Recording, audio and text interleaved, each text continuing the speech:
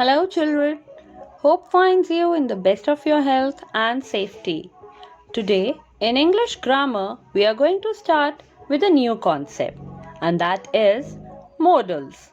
So now first of all we will learn what are modals. So let's have a look at the meaning of modals. Modals are called the modal verbs. Modal verbs are a special kind of helping verb. A modal verb helps the main verb to express the mood of the subject and at the same time it can indicate possibility, persuasion, ability, willingness, etc. So there are many examples of modals given below. Let's read them out. Can, could, will, would, may, might, must, should. These all are the modal verbs. So now we will be learning some more important things about the modal verbs. Firstly, modal verbs do not add s or es to the third person singular. So this means that you will never use s or es with the modal verb. Like we make it do, does, go, goes, because if the singular subject is there, we add s or es to the main verb.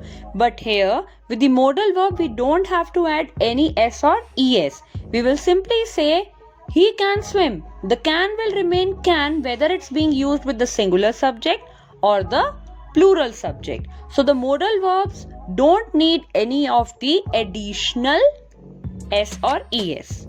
Now let's move ahead. Modal verbs do not need auxiliary verbs to form negative and a question.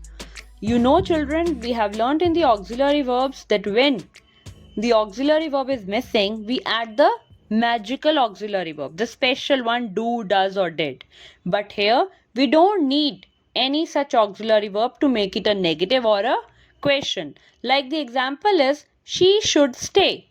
If you want to make it a negative one, you will simply add the negative word not. She should not stay. She should not. Only not is added with the modal only, right? And if you want to make it a question, you will say it like, why should she stay?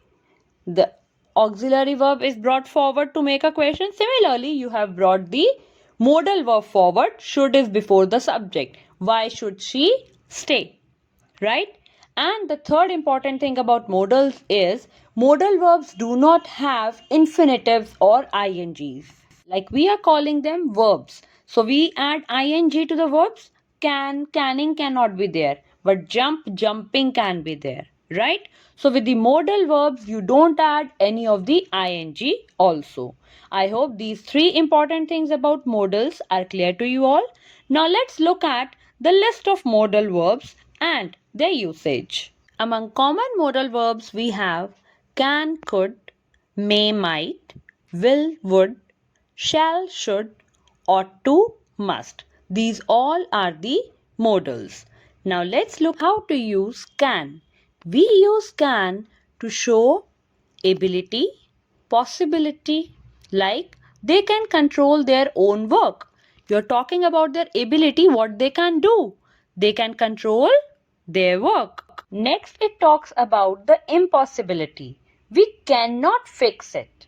That means you're talking that what ability is not there. So you have turned it into a negative sentence also.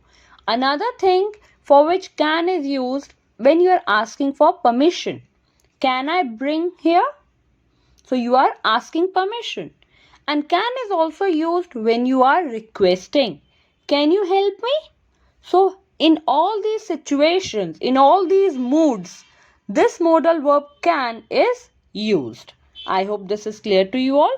Now let's look at the use of could. Could is the past form of can and it is used to ask for permission, like could I borrow your dictionary? It is also used to talk about request. Could you say it again more slowly? Now here the request which you are making is more polite than the can. It also shows the possibility. I think we could have another tea. So you are showing the possibility that what can be there. It also talks about future.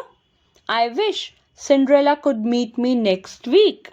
So you are wishing for the future. And it also talks about your past ability. He gave up his job so he could work for us. So you are talking that what happened in the past. I hope the use of could is also clear to you. Now let's look at the modal verb will. Will is basically used when you're talking about future. Like if you're taking any decision for the future, or you are offering something to be done in the future, or when you are promising that you will do this for sure in the future, then we use the modal verb will. Like when you have taken a future decision, you can say, I can't see any taxi, so I will walk. You have taken a decision. Similarly, when you are offering, I will do that for you if you like.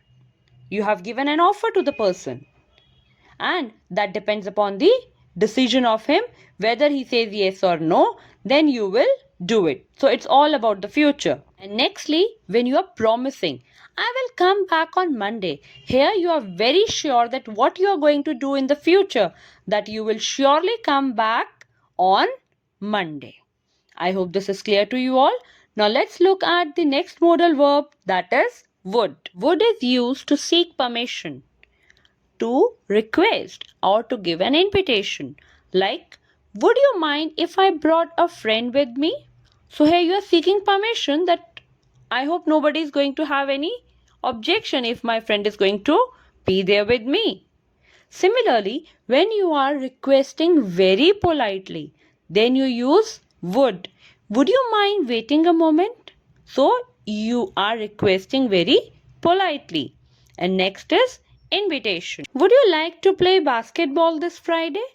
So you are inviting someone to play basketball with you, and therefore you are asking. So in this way we use the modal verb would. I hope these all modal verbs are clear to you. So in the next video we will learn about the remaining modal videos. Till then, please recapitulate all these modal verbs and take care. Thank you.